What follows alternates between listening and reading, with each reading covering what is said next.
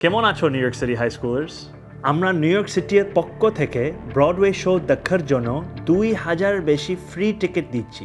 New York সিটিতে Zohran Mamdani এখন বেশ আলোচিত এক নাম। নিউ ইয়র্ক সিটির প্রথম মুসলিম মেয়র হিসাবে দায়িত্ব নেওয়ার পর থেকেই নানা কারণে আলোচনায় তিনি।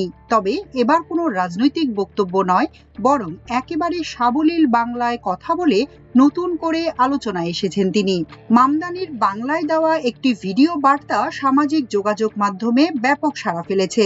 শুনো, লটারি এখন খোলা। 17 অগস্টের মধ্যে এই ওয়েবসাইটে গেলে লটারি এন্টার করতে পারবা। সম্প্রতি নিউ ইয়র্কের একটি হাই স্কুলের শিক্ষার্থীদের জন্য বিনামূল্যে ব্রডওয়ে শোয়ের টিকিট দেওয়ার ঘোষণা দিয়েছেন মামদানি। আর সেই ঘোষণাটি তিনি দিয়েছেন স্পষ্ট বাংলায়। প্রায় 30 সেকেন্ডের ভিডিওতে সরাসরি ক্যামেরার দিকে তাকিয়ে সাবলীলভাবে বাংলায় কথা বলতে দেখা যায় তাকে।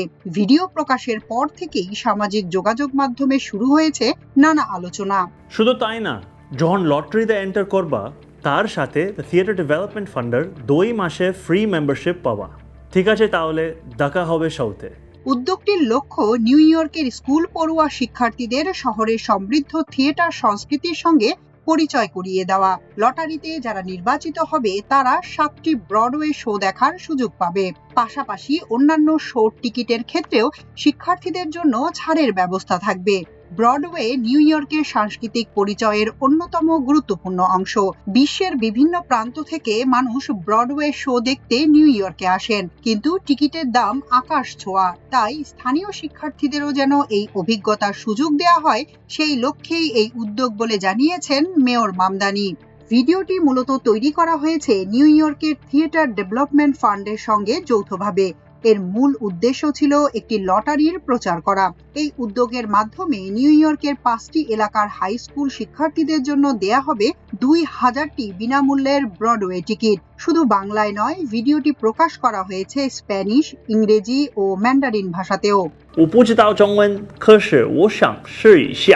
También podrán obtener una membresía gratis de 2 meses con the Theater Development Fund. যদিও অনেকের প্রশ্ন, মামদানি কি গোপনে বাংলা শিখছিলেন নাকি কৃত্রিম বুদ্ধিমত্তার সাহায্যে বাংলায় কথা বলেছেন। কেউ কেউ আবার বলছেন ভাষা শেখার কোনো অ্যাপ ব্যবহার করেই হয়তো তিনি বাংলায় কথা বলার প্রস্তুতি নিয়েছেন। অবশ্য এর আগেও নির্বাচনী প্রচারে বাঙালি অধ্যুষিত এলাকায় গিয়ে কেমন আছেন, ভালো আছেন তো, এ ধরনের বাংলা বলতে দেখা গেছে তাকে। এবার অবশ্য শুধু 2-1টি শব্দ নয়, শিক্ষার্থীদের উদ্দেশ্যে পুরো একটি বার্তাই দিয়েছেন বাংলায়। কেমন আছো New York City high schoolers? আমরা নিউ ইয়র্ক সিটির পক্ষ থেকে ব্রডওয়ে শো দেখার জন্য 2000 বেশি ফ্রি টিকিট দিচ্ছি। যদিও মামদানির বাংলায় বলা কথার বিষয়টি শুধু একটি ভিডিও বার্তার মধ্যেই সীমাবদ্ধ নয়। নিউ ইয়র্কে বিপুল সংখ্যক বাংলাভাষী অধিবাসীর বসবাস। বিশেষ করে ব্রঙ্কসের বিভিন্ন এলাকায় বাংলাদেশি ও অন্যান্য বাংলাভাষী মানুষের উল্লেখযোগ্য উপস্থিতি রয়েছে।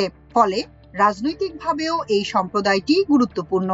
মামদানির পারিবারিক পরিচয়ও তাকে বহুভাষিক পরিবেশের সঙ্গে যুক্ত করেছে।